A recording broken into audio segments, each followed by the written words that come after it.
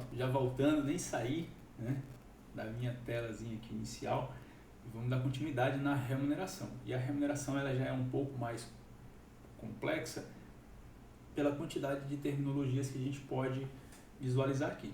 Complexa no sentido só de terminologia, não de aprofundamento, tá, pessoal? Então vamos lá. Na remuneração, inclusive, se a gente voltar aqui no nosso comecinho da aula aqui, no nosso quadro esquemático, olha só, você vê mais conteúdos aqui na remuneração. Nós vamos ter aqui 3 espécies de remuneração, é o vencimento mais os adicionais e indenização, tá certo? É tudo que você recebe ali.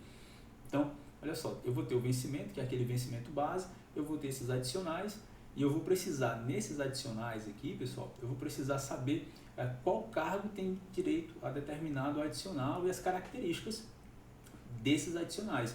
Depois, as indenizações. As indenizações, elas são devidas a todos os servidores, né?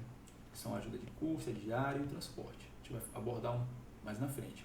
Mas elas são bem intuitivas também. Tranquilo, a gente vai conseguir avançar bem aqui rápido nessa nossa última aulazinha aqui, tá? Nesse último bloco de aula, né?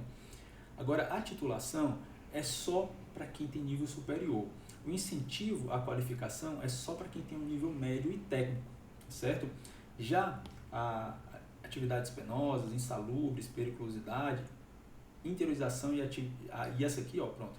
E a interiorização é para quem se enquadra dentro dessas perspectivas, ou seja, tanto faz se é nível médio, se é nível médio técnico ou se é nível superior, tanto faz, vai ter direito. Se está executando uma atividade penosa, né, um local distante, por exemplo, dentro do estado, que a UEAP pode ter, sei lá, um campus, um local que ela considera uma atividade penosa, ou se a condição é insalubre, né, de repente está mexendo lá com raio-x, alguma coisa, ou se ela é perigosa, né, sei lá, está numa área aí que envolve a manipulação ou trabalho com animais ferozes, né, de repente ali tem um grau de periculosidade, isso quem vai dizer se é ou não é uma resolução daquela comissão permanente e outros mecanismos, tá? Isso vai estar na lei, não vai estar nessa lei aqui, vai estar em uma resolução, para falar a verdade, não uma portaria. Tá? E a interiorização já vem determinado na lei, ela vai dar um percentual para quem está aí no interior do estado. Isso aqui é independente do cargo, né? Essas de cima vai depender do cargo. A indenização também ela é igual para todo mundo, né?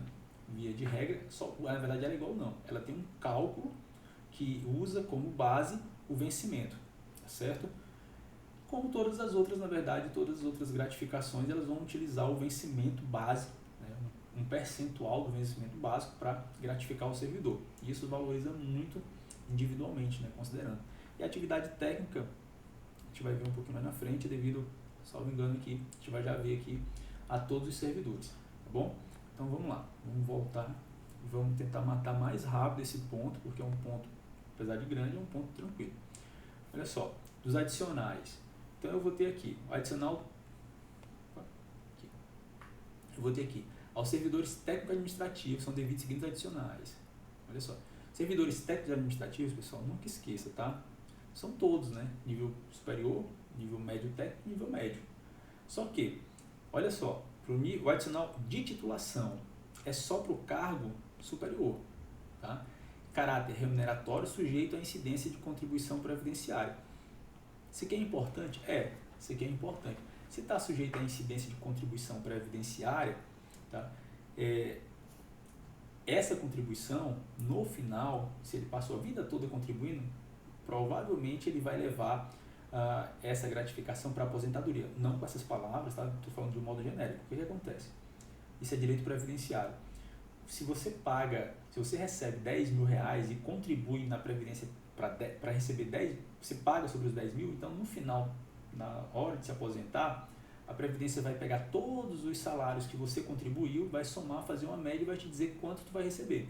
Se tu passou a vida toda contribuindo em cima de 10 mil reais, quando chegar no final a média vai ser 10 mil reais e aí tu leva os 10 mil reais para a aposentadoria, tá certo? Mas o que acontece é que você vai ter um adicional de titulação que uma hora vai ser 15%, que uma hora pode ser 15%, uma hora 30% e uma hora 50%. Ou seja, se tu hoje já entra na UEAP com uma pós-graduação, tu já começa ganhando 15% e está sujeito à contribuição previdenciária. Amanhã ou depois você conclui lá o mestrado, então o que era 15% vai virar 30%, você não vai acumular isso, né? Você vai ganhar 30%, ou seja, a sua contribuição, né, previdenciária vai incidir sobre tudo agora em um salário de contribuição, né, previdenciária, eu estou falando, maior, tá certo? Enfim, e depois você faz um doutorado, você vai ganhar uma gratificação de 50% em cima do seu vencimento, né? Excelente, e aí vai contribuir também para a Previdência, e isso vai refletir no cálculo da sua aposentadoria. Então, isso aqui é importante, principalmente para quem está fazendo aí, quem está assistindo essa aula, né? Quem está quem está optando por cargos de nível superior, certo? Porque é uma informação importante, é uma informação mais profunda, né? Se a OCP quiser avançar aqui, isso aqui não está em todas as leis que a gente vê por aí, não está em todas as leis. A questão da incidência de contribuição previdenciária, tá bom? É importante tentar memorizar esses percentuais e saber que isso aqui não vai se acumular, né? Isso aqui não vai se acumular de jeito nenhum. Coloquei aqui a tabelinha, né, para nível superior. Enfim, para concessão do adicional, previsto inciso 1, especialização devidamente reconhecido pelo Ministério da Educação e Cultura. Beleza. E também fala que no caso de especialização, né, que é o inciso 1 aqui, a linha A, tem que ter uma pós-graduação de 360 horas. Isso aí também é importante, mas é o padrão, né? Está em todas as leis, então não acho que venha na prova, né? Eu acho mais fácil vir na prova a questão aqui da incidência previdenciária, tá bom? Podendo vir qualquer coisa, né, pessoal? É só uma sugestão, evidentemente, como todas as outras sugestões que eu faço aqui durante a aula. Bom, essa também aqui é muito interessante, ó, é vedada a cumulatividade. Ou seja, se você recebe uma, você não pode receber, você tem uma especialização. Aí você faz outra especialização, você não vai receber 15% de um e 15% de outro. Tampouco, se você fizer o mestrado, você vai receber 15% de um mais 30% do outro. Tá certo? É vedada a cumulatividade. Então, como é que pode vir na prova? É só tirar isso aqui, ó, sendo possível a cumulatividade. Pronto, e aí que já quebra, na hora da leitura, você enxerga o vedado dentro da sua cabeça, mas não vê na prova, mas considera que tem e acaba marcando errado. Então, ficar atento para isso aqui, porque é potencial questão de prova sim. Tá? No artigo 20, a gente vai ter aqui um incentivo à qualificação, e agora nesse caso aqui, é para quem é de nível técnico e nível médio, tá? Nível médio e nível médio técnico. E também é sujeito aqui, ó, a incidência de contribuição previdenciária. Também, esse incentivo aqui é interessante porque ele é igualzinho, os percentuais são iguais aos percentuais ali da titulação para nível superior, né? É interessante isso, mas um é para nível médio e outro é para nível técnico. O que sugere, né, uma questão de prova, é dizer que é devido adicional a qualificação ao servidor de nível superior que tenha, de 30%, que tenha a titulação de mestrado. Está errado, né, pessoal? Se você voltar aí à aula e ver como eu falei, você vai ver que ao invés de eu falar nível médio e técnico, eu falei nível superior, tá certo? E falei titulação de mestrado. Então, isso é bem possível que venha uma cobrança aí na prova, porque é um ponto bem interessante. Apesar de ser o mesmo percentual, são nomes diferentes praticamente para a mesma coisa, né? Enfim, tudo calculado aqui sobre o vencimento, ó, vencimento base, certo? Enfim, bora avançar. Reconhecido pelo Ministério da Cultura, Educação e Cultura, né? Também é vedado aqui, ó, a cumulatividade, a mesma situação do artigo anterior. Bom, aqui a gente vai ter uma gratificação para quem trabalha no artigo 22, para quem trabalha com habitualidade em locais insalubres ou em contato permanente com substâncias tóxicas, radioativas, né, com risco de vida, né? E se ele trabalhar ao mesmo tempo em local insalubre e perigoso, ele vai ter que optar por um deles. E cuidado para não confundir, eu coloquei aqui, ó, as palavras insalubridade, periculosidade, penosidade, porque a OCP gosta muito de lei seca, então pode ser que, embora tenham aí que sejam difíceis aí de classificar, a mesma natureza e tudo, tentar observar onde essas palavras estão encaixadas na hora do estudo da lei seca, para não se deixar levar, né, pela intuição. Eu acho que servidor que trabalha com habitualidade em locais insalubres. Aí vamos lá, aqui ó, estou no artigo 22, ó. Imagina que aqui a OCP coloca penoso, em locais penosos ou em contato permanente com substâncias tóxicas, radioativas e risco de vida, certo? Imagina se ele troca aqui insalubres, né, que está bem abaixo aí do artigo 22, por penoso, né? E aí isso aí vai te fazer você errar na sua prova. Então quando eu falo assim, né, que tem que ter cuidado com as palavras, é justamente isso, é o que dá para buscar na OCP. É leitura de lei seca, forte, atento para isso aqui. Para quem não tem contato com o direito, isso que eu estou falando aqui é muito importante, né? Para quem não tem assim com habitualidade contato com o direito, porque não tem como a OCP fazer uma pergunta de como aplicar esse artigo aqui, porque isso aqui na prática vai ter resolução, vai ter portaria, vai ter um processo administrativo. Isso aqui é bem complicadinho na prática, né? De atribuir uma gratificação, tem toda uma rotina para se atribuir uma gratificação, para que depois o Tribunal de Contas não venha a cobrar do servidor, né, a restituição, ou para que o servidor que concedeu cometa um crime, enfim. Então ela não vai avançar para como aplicar o artigo 22, ela vai avançar na leitura da lei seca, porque você tem que ter uma base, é o que significa cada uma dessas palavras, e tentar lembrar, olha, o artigo 22 é insalubridade, não é periculosidade, é isso? Nem penosidade, tá certo? Então vamos lá. Aqui, onde a gente vê aqui, ó, artigo 23, né, parágrafo único, a servidora gestante ou lactante será afastada do local de trabalho, evidentemente, e enfim, isso aqui eu marquei, mas é algo bem comum em todas as leis, então só marquei para quando você for fazer a leitura da lei, você lembrar, olha, gestante e lactante, ela vai ser afastada, isso é o normal, não tem nenhuma dificuldade aqui, mas está aí lembrado, devidamente reforçado aí na mente, né, como é uma situação comum em todas as leis. O artigo 24, na concessão dos adicionais, atividades penosas, insalubres, de periculosidade, são 3 tipos diferentes de atividades, né, serão observadas situações estabelecidas em legislação específica. Olha aí, isso aqui não tem como a gente abordar o que seria penoso, o que seria insalubre, o que seria periculosidade. Dá para ter uma ideia do que é, mas a OCP ela não vai avançar aí, porque precisaria ler outra legislação, precisaria ler outra complementação de legislação, para que você tenha certeza do que se está falando, né? Não a nível só de prova, né? A nível de conhecimento, a nível de cobrança eu estou falando. Então, não precisa se preocupar. O que é uma atividade penosa? O que é uma atividade insalubre? O que é periculosidade? A gente tem uma noção básica, mas isso não vai ser cobrado. É importante saber que não é a mesma coisa, certo? Bom, vamos lá. Quem trabalha com raio-x, a cada 6 meses, ó, vai ser submetido a exames médicos. Isso também é para quem é da área sabe que isso aqui é muito comum, além das férias, né, que eu acho que são 2 férias ao ano, né, com 20 dias, também é comum, nada de novidade aqui, tá certo? Aqui tem, ó, os percentuais, ó, 5, 10 ou 20% para quem está na atividade insalubre, 10% para quem é na periculosidade ou raio-x, tá certo? Então, pode ser que na questão da insalubridade, se a insalubridade for máxima, né, ele vai receber aí 20%. Tá? Se a insalubridade for mínima, vai receber 5%. Vale a pena? Não vale a pena, né, pessoal? Isso aqui sai dos coros da gente, então fica ligado, né? Aí eu quero ganhar 20% a mais, somando com aqueles 30% com a titulação, eu vou ganhar aí 10 mil reais, vale a pena? Não vale tão a pena assim, né? Nossa vida está em primeiro lugar, beleza? Fiz uma tabelinha aqui, só para ficar mais claro, né? Bora avançar.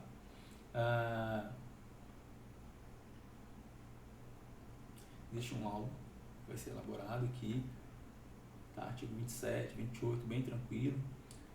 29, adicional de interiorização. Aqui, adicional de interiorização. Só para vocês terem uma base, né? Tá aqui. A interiorização é para quem está em localidade que não é a capital, né? Evidentemente, então se a gente procurar aí, provavelmente não é para achar Macapá, Santana. Bora ver se tem Santana aqui. Serra do Navio, não tem Santana, tá? Na minha opinião também não era para ter Mazagão, que é a região metropolitana, mas pode ser que seja cobrado isso aí, não é? Agora ver se tem mais alguma outra cidade aqui próximo. Vitória, Laranjal, Serra, Pedra, Caracuba, Calçadão de Japão, Bailique. Um percentual bem elevado aqui, pessoal. Muito bom. Esse aqui eu já acho que vale mais a pena. Para quem quer ganhar dinheiro, né? Esse aqui de 50% vale muito a pena, somado com as outras, né? Vale bastante. Fica instituída também a gratificação específica de atividade técnica, chama de GEAT, né? Ao servidor pertencente ao quadro pessoal técnico administrativo, nível superior, nível médio e nível médio técnico, tá certo? É uma gratificação de 30%,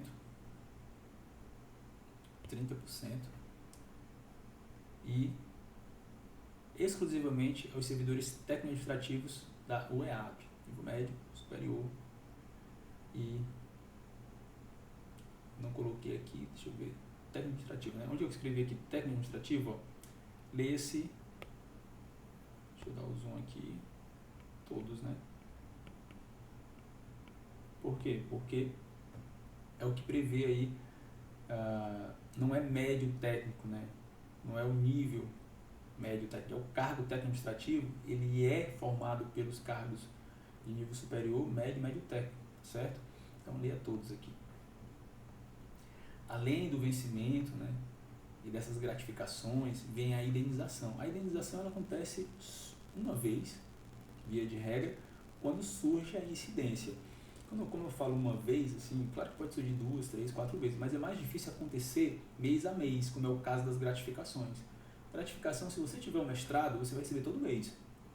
Vai fazer um processo de adicional, né, vai receber, vai demonstrar que tem ali os requisitos e os elementos para receber a gratificação, e depois pronto, vai até o final da vida, quando estiver ali no serviço público. Já a indenização não, ela não acontece mês a mês, ela acontece quando excepcionalmente ocorre o fato, por isso que o nome é indenização, ela vai indenizar por um fato. E ele pode ser pago aqui, ó, ajuda de custo, diárias e transporte. Então, cuidado para não confundir indenização com gratificação. Para quem não tem contato com o direito, né, às vezes acha que é a mesma coisa, tudo é gratificação, não é, é diferente, certo? Eu até já tentei explicar aqui qual é a diferença, né? A incidência das gratificações é mês a mês. A indenização é quando ocorre uma situação prevista em lei que te dá o direito de reembolsar aquilo. Por exemplo, aqui, ó, na ajuda de custo, ela vai ocorrer na instalação da sede nova. Isso aqui é normal na maioria das leis, tá? Então, é só a título de ilustração mesmo aqui. Então, imagine que você está trabalhando em Mazagão, depois vai transferido para o Iapoque, você vai receber uma ajuda de custo para levar a sua família, levar suas coisas, né, fazer a sua mudança, embora você não leve, né? Mas você queira dar um migué, né, que é morar em Macapá e trabalhar lá no Iapoque.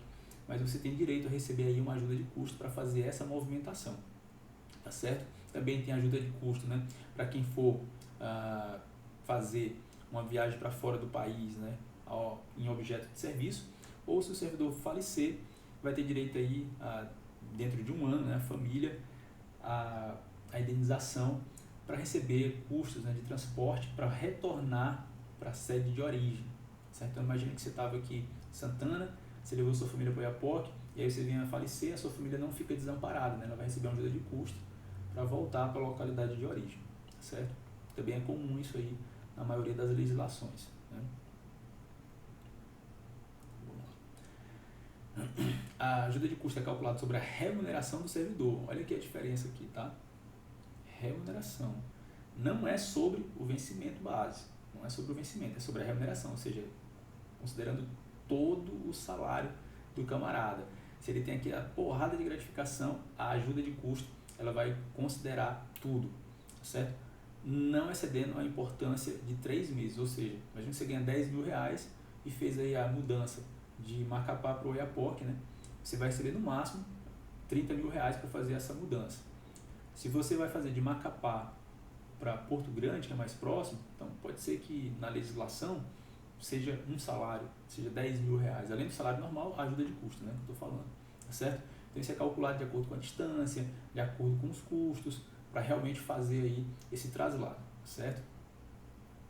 E aí aqui vai ter as hipóteses em que a pessoa, que o servidor, ele não vai receber e as hipóteses em que ele vai ter que devolver porque não utilizou. É importante saber, eu marquei aqui os prazos, né? Enfim, a diária também é muito intuitivo e eu coloquei aqui uma potencial questão de prova, que é caso não ocorra, né, esse deslocamento, tem que fazer a restituição, né, e devolver, né? Tá certo? Aliás, perdão, nesse caso aqui, é caso o deslocamento da sede constitui uma exigência do cargo, o servidor não fará jus às diárias. Por quê? Porque é uma exigência do cargo. Nesse caso ele vai fazer jus a uma outra forma de compensação. Mas supondo que ele seja, um exemplo, né? Se ele fosse uma estafeta, né? Que é como se fosse um carteiro ali, se ele fosse um carteiro da UEAP, então ele tem que levar a documentação entre todos os polos da UEAP, né? Então ele vai ter que ir constantemente no polo do Amapá, no polo do Oiapoque, no polo do Laranjal do Jari, e aí como é que ele vai receber ele vai fazer um gasto, né? Como é que ele vai ser indenizado nisso? Muito provavelmente, aqui não está explicitado aqui, mas via de regra é isso que acontece, tanto ele vai ter um carro da instituição, gasolina da instituição, vai ter o local onde ficar lá, né, na própria universidade, e depois disso ele vai ter direito aí ao descanso, uma vez que também ele vai estar sujeito a uma carga horária de 40 horas. Então, se ele faz uma viagem de 2 dias, ele já estourou ali a carga horária dele do mês, porque ele está à disposição lá, aquelas 48 horas, né, são 2 dias. Enfim, tem uma regulamentação para isso aqui. Só tem que fixar essa ideia do parágrafo 2º na letra de lei. Tentei explicar, mas é na letra de lei que você vai se fixar, porque isso aqui é diferente, um pouco diferente das outras leis. Não é muito comum. Por isso que eu coloquei como questão de prova. Tá certo? Se receber diárias, será obrigado a restituir de uma só vez. Isso aqui também é comum nas outras leis. E esse artigo 39 aqui, ele é um artigo importante, porque ele fala aqui que pode ser punido com suspensão na reincidência.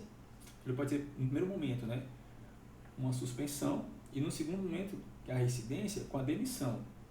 O servidor que indevidamente conceder diárias com o objetivo de remunerar o serviço. Então, o que acontece no serviço público é assim, precisa fazer uma reforma em uma determinada sala de aula, lá no interior. E aí, como é que a gente faz para levantar esse dinheiro? Porque não tem no orçamento, não tem como vir esse dinheiro. Aí alguém lá tem a brilhante ideia de fazer, olha, eu vou te dar 3 diárias, tu faz de conta que vai, né? Eu vou te dar 10 diárias, tu faz de conta que foi no Oiapoque, tu não foi, tu me dá o dinheiro das diárias para a gente poder fazer a reforma que está precisando, tá certo? Então, nesse caso aqui, vai importar em suspensão no primeiro momento, e no segundo momento, na reincidência, né, uma demissão, e ainda fica obrigado à reposição da importância, ou seja, não pode, tá, pessoal? Se precisa reformar uma sala, tem que aguardar aí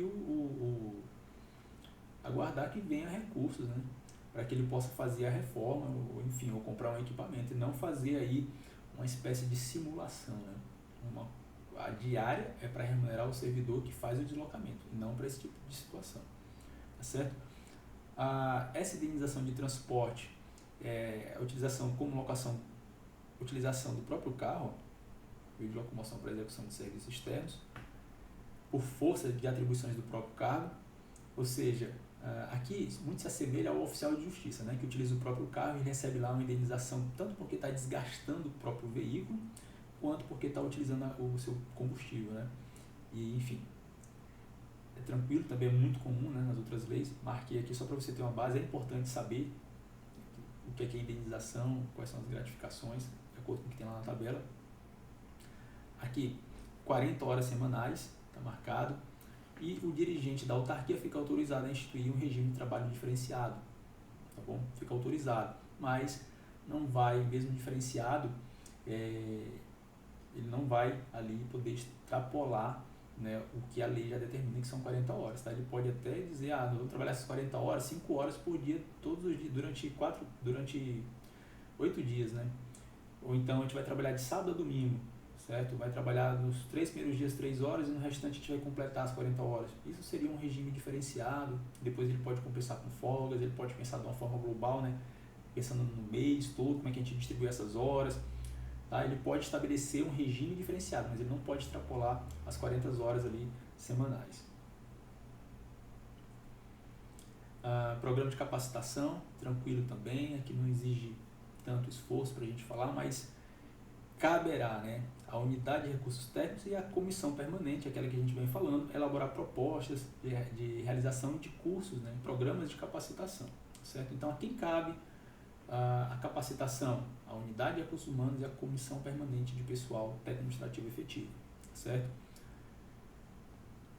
A Universidade Estadual deverá também implementar um plano de capacitação, bom, tranquilo, isso aí também é intuitivo. Acho que a parte mais densa da lei a gente já conseguiu ali matar.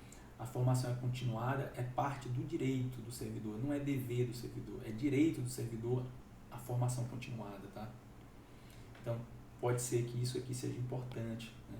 Isso aqui, pensando na OCP, ela pode substituir essa palavra por dever. A formação continuada é dever do servidor técnico-administrativo efetivo, porque a sensação que a gente tem é que o servidor ele tem que toda hora estar se capacitando, né? E é uma verdade, né? Pensando por um lado, mas pensando na letra de lei, pensando no concurso e na OCP, a palavra correta que se encaixa para responder a uma eventual opção é o direito do servidor, tá certo? Afastamentos. Não vou perder muito tempo com afastamentos, tá bom? Porque é simples, né? O servidor ele pode se afastar essas 3 hipóteses aqui, ó. Aliás, 3 hipóteses, só que a hipótese número 3 aqui, que é para fazer um curso, né?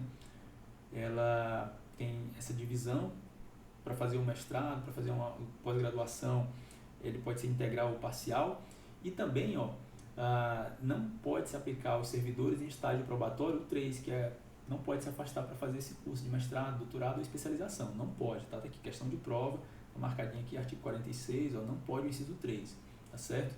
Não pode. Enfim, bora ver aqui se eu marquei mais alguma coisa, tá aqui alguns cargos, ó, certo? Ele tá alterando. Esse artigo aqui ele altera aquela lei que ele citou no começo, ó. Bora ver aqui. Tem mais alguma informação aqui embaixo que eu lembro. Pronto, aqui, artigo 49. E aqui já estamos praticamente no final mesmo. Estágio probatório.